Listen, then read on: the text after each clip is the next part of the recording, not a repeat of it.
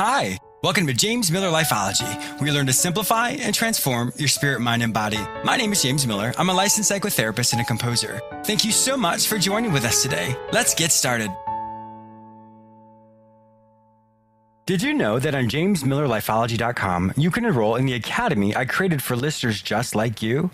I've created courses you may take at your own pace, which will help you simplify and transform your spirit, mind, and body. Enroll in one of the classes today. I have a great show for you today. I'm going to help you make effective changes in your life. I'll also be interviewing business strategist and expert Ron Carucci, who gives you the tools and techniques to be an effective and long-lasting change agent in your vocation or organization. His book, Rising to Power, The Journey of Exceptional Executives, is also available on Amazon or in my store at jamesmillerlifeology.com. This book will give you the roadmap you need to successfully climb the executive ladder. Purchase it today. I have some exciting news. Did you know that I'm on the radio 3 times a week? You may hear me on this same station on Tuesdays at 1:30 p.m., Fridays at 9:30 a.m., and Saturdays at 12:30 p.m. You may also hear me on iHeartRadio, as well as on all the other major podcasting platforms, such as iTunes, Google Play, Stitcher, and many others. Simply search for the show name, James Miller Lifeology.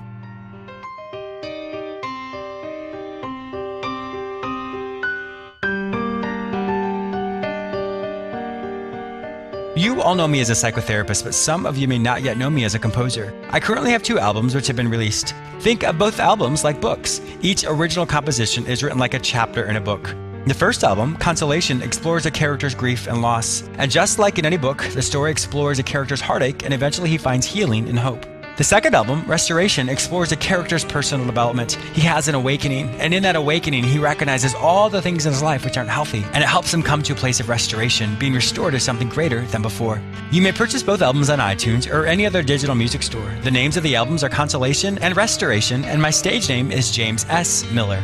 The name of the piece you're currently hearing is from the second album, Restoration, entitled Restoration.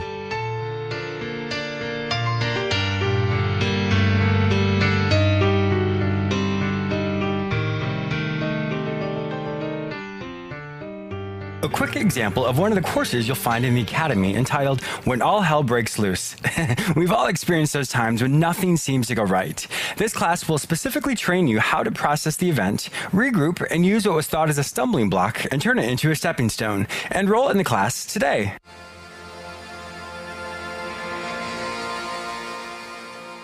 John was on his weekly walk with his mentor, Nathan, when he made the comment that he didn't want to work on developing himself anymore. They were walking past a river when John said, "Every week, you tell me to learn something or grow in a particular area. To be frank, Nathan, I'm a bit sick of it and I don't want to change anymore. Why can't I just stay the way I am? Isn't that good enough?" Nathan looked in the river and pointed out a dead fish.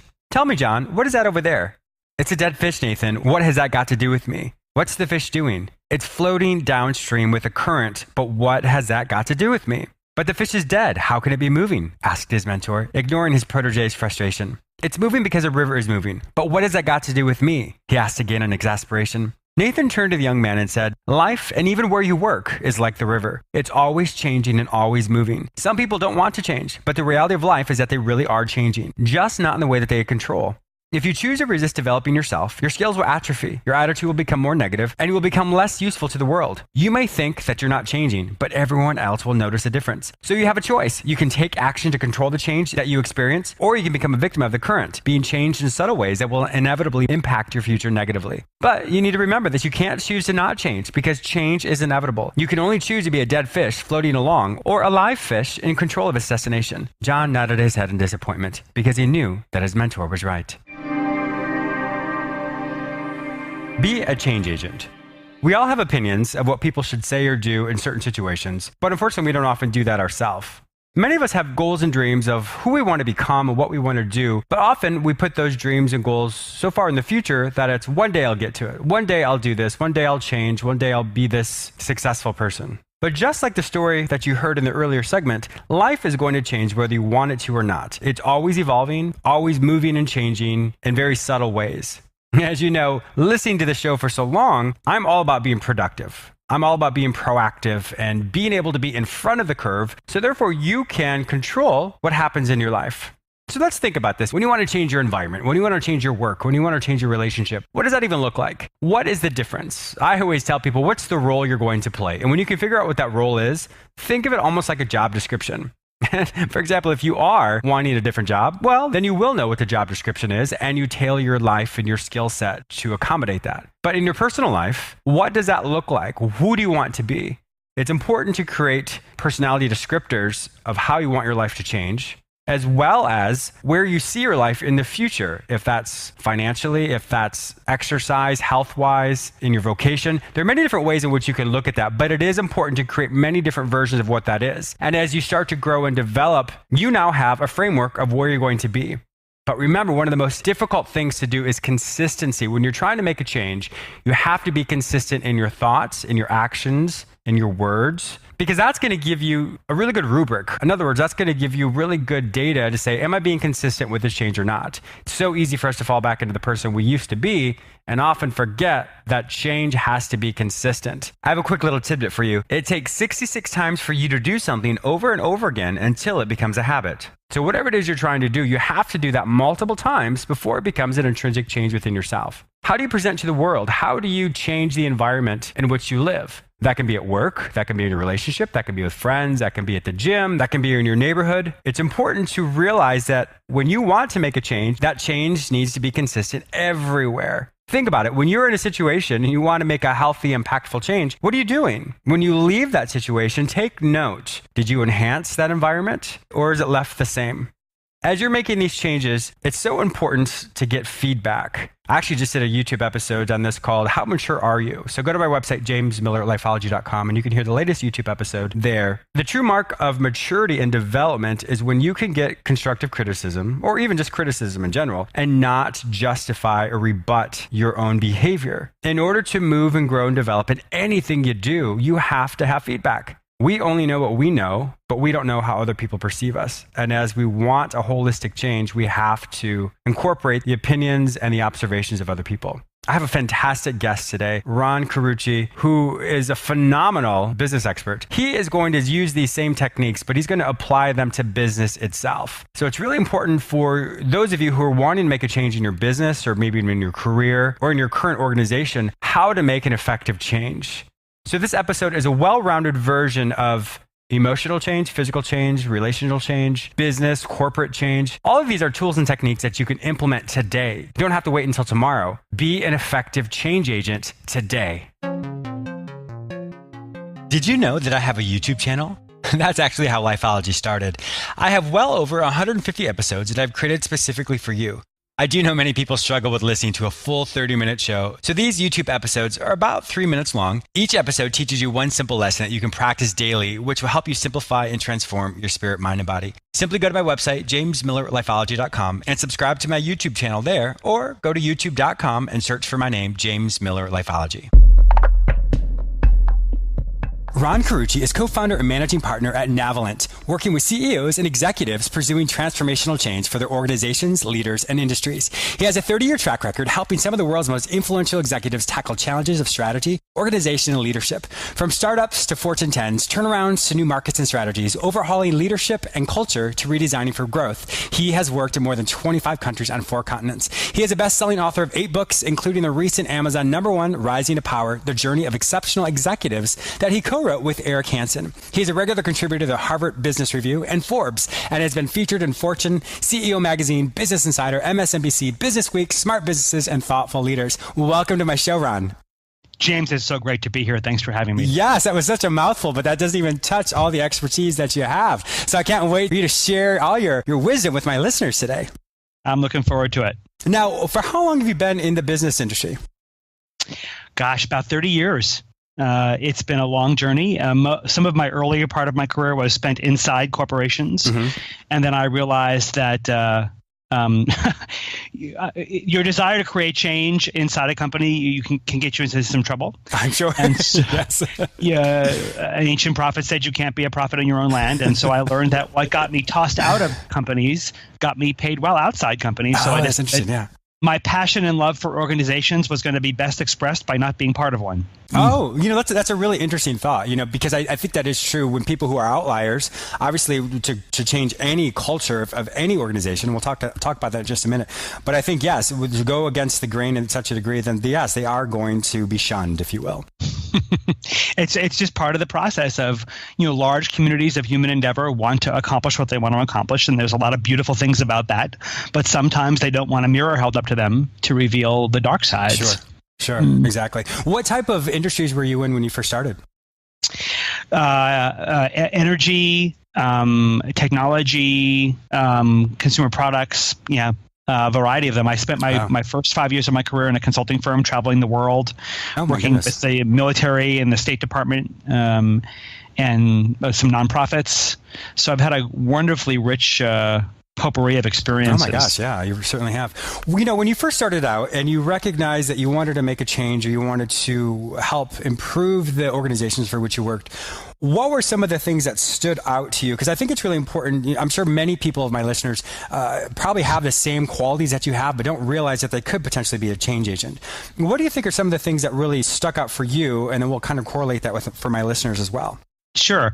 I think a couple of things. One is you can only take somebody as far as you've taken yourself. So many people want to enter the field of change as a way to avoid their own change. And so you have to make sure you've done your own work. You have to make sure that the narratives you want to re-script in other people, you have also changed your own. Otherwise, this is a psychologist. It's just nothing but a transference festival, right? I'm just projecting my own change on other people, and you become my cause. And so I think it's important that people understand that as a great agent of change, you have to have gone the distance yourself.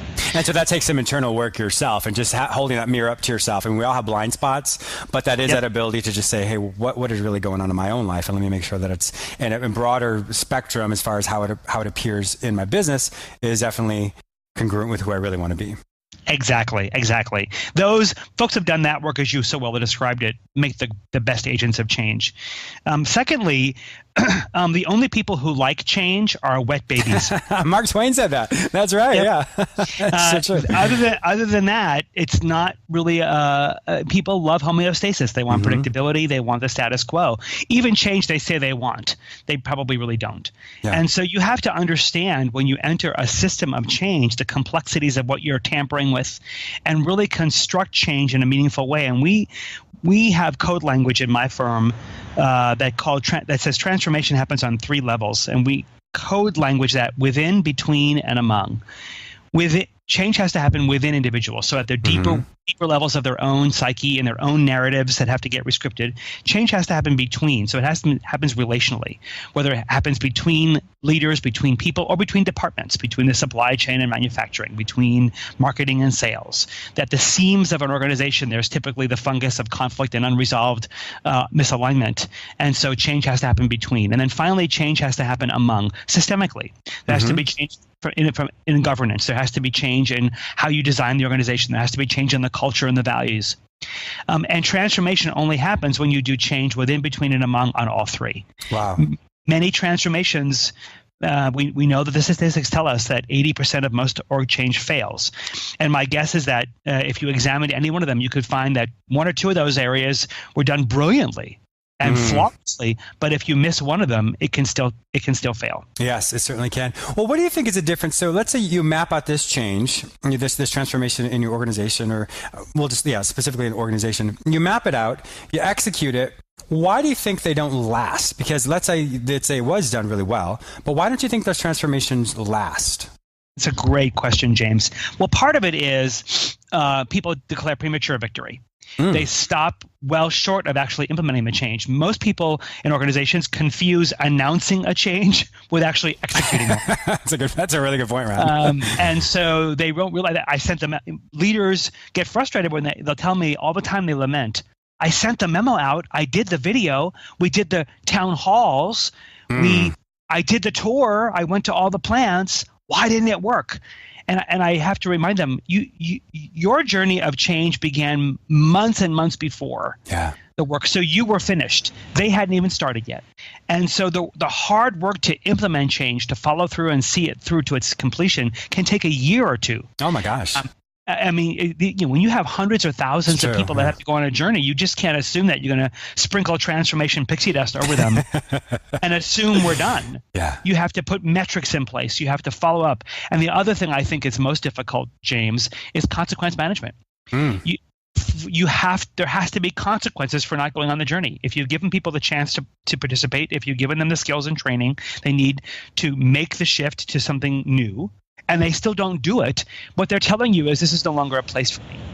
And so many people love to join the "this too shall pass" club. Hope because it's failed before, yeah. Exactly. It's failed before. Why would this one not be the same? And so the flip side of that is if there is a series of failed changes in an organization, the most dangerous thing you can ask of an organization is hope.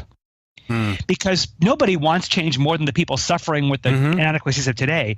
If you raise their hope one more time, and you dash those hopes by not following through, that first of all, that's cruel. Yes, it is. And second of all, people aren't going to quit and leave. They're going to quit and stay.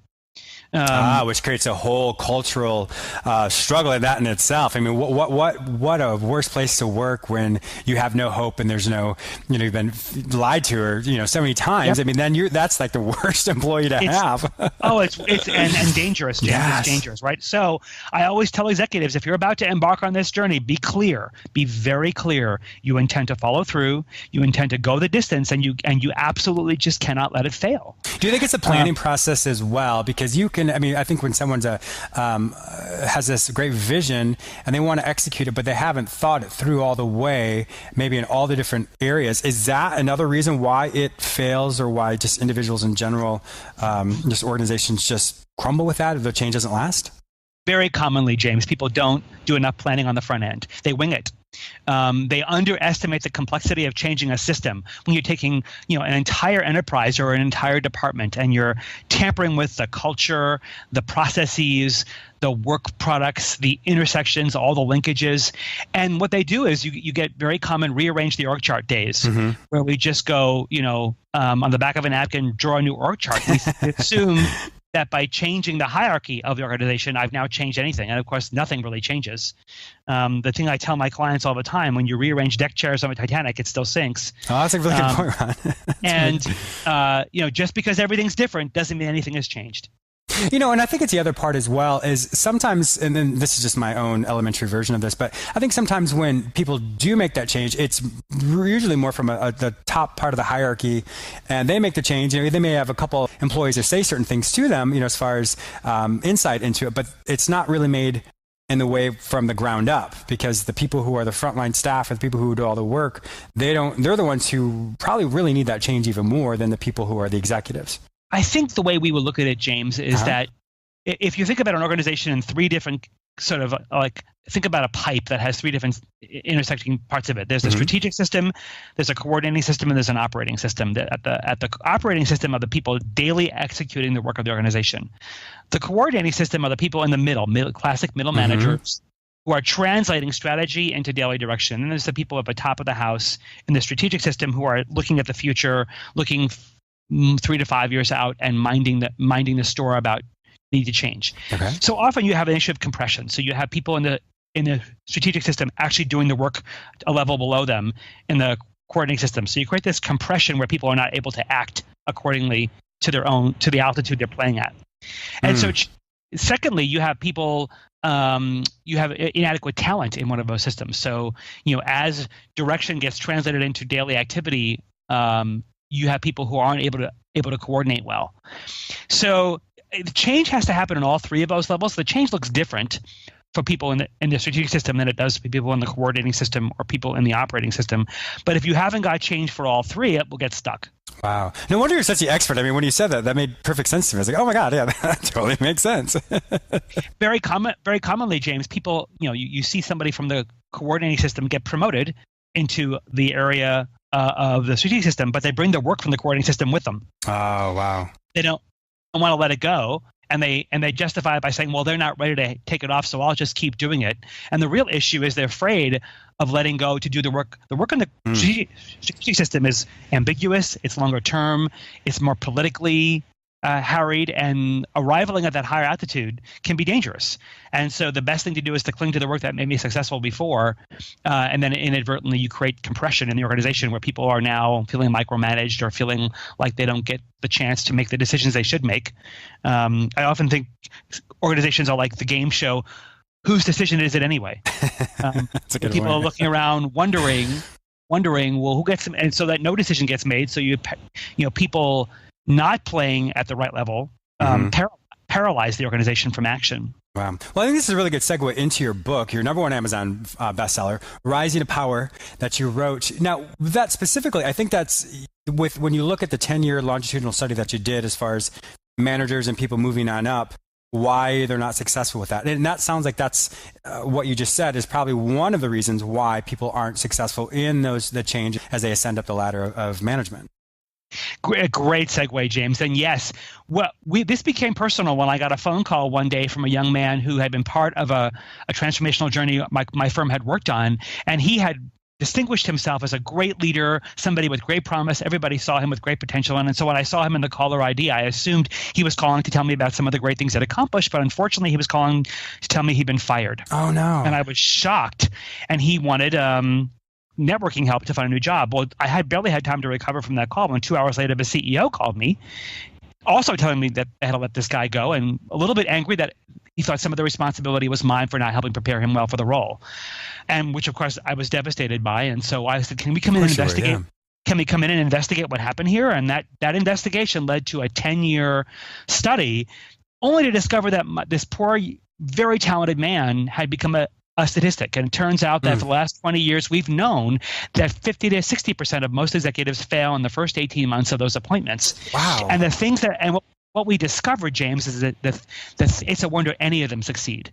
Given the things that organizations put in their way on the way up in that ascent, we had 2,700 interviews. We had 100 leaders isolated in mid-ascent to see if we could identify what are the landmines they're stepping in. How could people that were once very promising and talented suddenly be a disaster? Obviously, yeah. And what was terrifying, James, is that it was so preventable. It's all so preventable. I went back to the CEO and I apologized and said, you know what? I'll take my responsibility for not helping anticipate some of the things he was going to face. And you and your organization, and not for nothing but your HR community, need to take responsibility for all the landmines you put in his way that could have prevented his failure. Was he rehired? Hopefully he was rehired. I'm not. You know, James, he went on to get a great job. He's doing very well today. Wonderful. Okay. And that company lost a great talent. They didn't have to lose him. Wow. But here's a great example. So when we're hiring executives, we're looking at their resume, and we ask things like, wow, I see you've turned around a sales force before. That's what we need. Or, wow, I see you've built great brands in your career. Or, I see that you have turned around a supply chain before. We need that. Well, when you say that to somebody, what you're inferring is that they have a formula. There's a recipe for success. And I want you to bring that recipe for success here.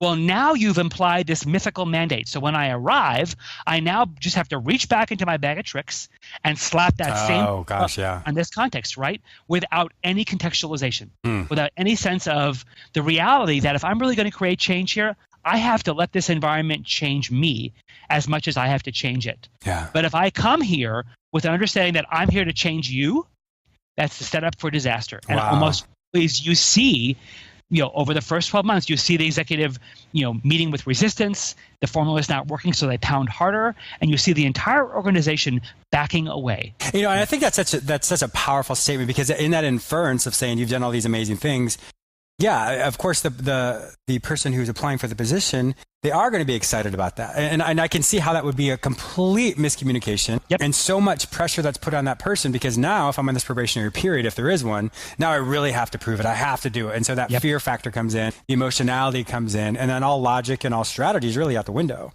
Absolutely. All out the window. Great way to say that, James. And then the big one is, of course, you always hear them come in and say, I'm just going to spend the first 90 days just listening and learning the organization. I want to get to know people before that, right? And then 2 weeks in, somebody says, so where's your 90-day plan? Right? And then that pressure you talked about so eloquently really goes out the window. Sure. And now I'm fully into irrational mode, where I'm launching task forces, and I've got committees launched, and I brought in armies of consultants, and I'm going to look like I came to play. Oh, wow. Yeah. I mean, just hearing you saying that, I mean, I'm getting stressed out for these people, because I mean, that would be so overwhelming. But I can't believe it's over 50% of people. Ron, those stats are staggering. Well, of course, the recruiters love it because it's an annuity for them. Well, that's true, yeah. But it's tragic sure. Because James, these are great people. These are people with promising talent, with families, and the carnage behind this is inexcusable. It's absolutely inexcusable and all preventable.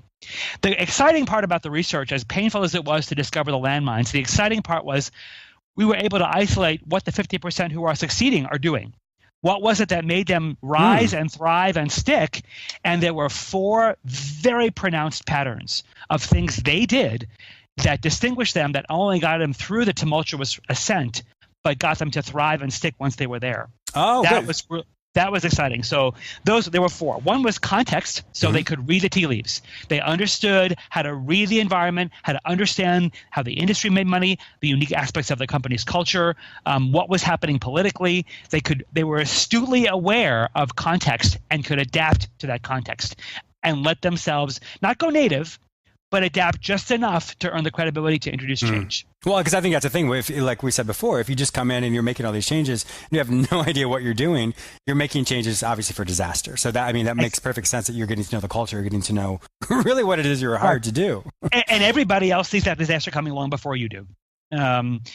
The second one was breadth. So these people understood that it's at the seams of an organization where the magic really happens. So rather than playing first chair, they could move to the conductor's podium and now conduct the whole orchestra. They understood how all the pieces fit together, and they would go and work the seams, including let me walk across the boundary into your world and understand how you see my world.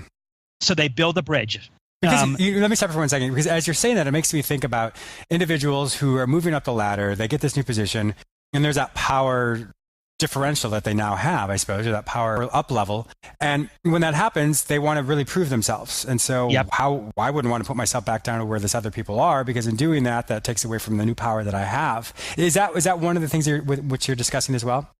Well, so that, if you've grown up, especially in a silo in marketing or in a business unit or in sales, that's the world you know. And that when the political dynamics at the top are now such that is that okay? Can I walk across and build a bridge to your seam? Our 2 departments have to work together really well, but notoriously there's been this rivalry. Can we fix it? But I'm not sure I can trust you, or I don't know if.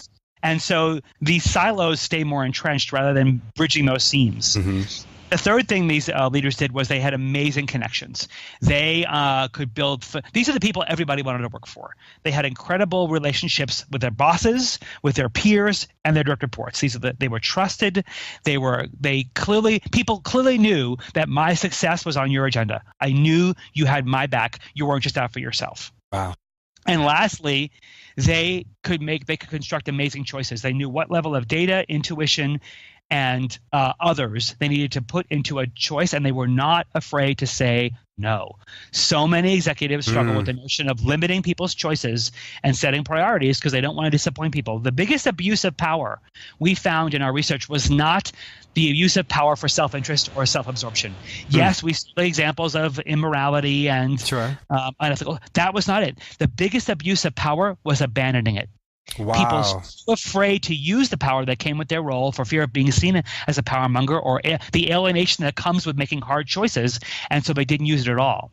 So these people could make hard choices. They understood that leadership is the ability to disappoint people at a rate they can absorb. And they were able to make hard choices to focus the organization to ensure everybody could succeed. The hard thing about those 4 patterns, James, was that these people were good at all of them. So I made my research team do 99 different regression analyses that were getting frustrated with me because I didn't want to I wanted to say, isn't 3 out of 4 okay? Yeah, what if they're good at 2 and they have to learn a couple? But that's 3 out of 4 got you the B team, got you failure. Wow. So the great news about these 4 patterns is they're all learnable. Waiting till your first vice president's assignment to learn them is probably not a good idea. But they can all be learned and developed, and organizations can cultivate these in their leaders long before they need to appoint them to bigger roles. And I think this is such relevant information. I can actually think of so many people right now. In fact, there's a person I'm going to be talking to tomorrow who is moving in a senior management position and is concerned about this. So everything you're saying, I can't wait to just be like, hey, you need to go buy this book, Rising to Power. So I think it's so nice to hear that these things are learnable. Obviously the most difficult thing is I think to have all four things working in concert. But I think that's also a learning curve. Most people probably can't read this book and throw all those things together. So I think that's why it is so good to start this now as opposed to when you are further up the ladder. Absolutely, James. And the hard thing is we say to leaders, they're not really four things, they're really one thing with four parts. Oh, that's better. That's a better way to reframe it. You really can't have breadth without context. You really can't have connection without choice. You really can't make hard choices unless you know the context in which you're making those choices, right? So they work very interdependently. You can isolate some of the skills that go with each of the four of them to develop for the purposes of learning them. And develop them, sure. To your point, they really are working in concert with each other, and you have to see them that way. They're harder to develop at the top simply because you're in a fishbowl. Everybody's watching you learn them. Yeah, and that fear of failure as well, I'm sure really resonates too. Well, it's so visible, right? This is public now. This is not private. Yeah. Well, Ron, it has been an absolute pleasure talking with you. My gosh, this time just literally flew by. I could talk with you for so much longer. But if my listeners want to find out more information about you, about your business, about all the amazing books that you've written, where will they find this information online? Thanks for asking, James. You can come visit us at www.navalent.com. And you can find all kinds of articles, blogs, research there. You can find me at Twitter at Ron Carucci, RonCarucci. If you want to come and get our free ebook on leading transformation in organizations, you can come to www.navalent.com/transformation, and you'll find our free ebook there to come and download. Excellent. And also your book, Rising to Power. I'm going to put that on my storefront as well. So if my listeners aren't able to find it on Amazon, just simply go to jamesmillerlifeology.com. And in the store there, you'll find Ron's book, Rising to Power. Ron Carucci, thank you so much for being a guest on my show today. It's been such an absolute pleasure talking with you today. James, my pleasure. Thanks so much for having me. I also want to thank you, my listener, for joining with me today. Please subscribe to this radio show through whichever portal you joined with me. Also, please go to my website where you may sign up for my newsletter, enroll in the Lifeology Academy, watch my YouTube episodes, and read all the articles I've written just for you. If you'd like to become a guest or advertise on my show, simply visit jamesmillerlifeology.com. You may also follow me on all social media platforms under the name James Miller Lifeology, except for Twitter, which is James M. Lifeology. Have a fantastic day, and I look forward to speaking with you very soon.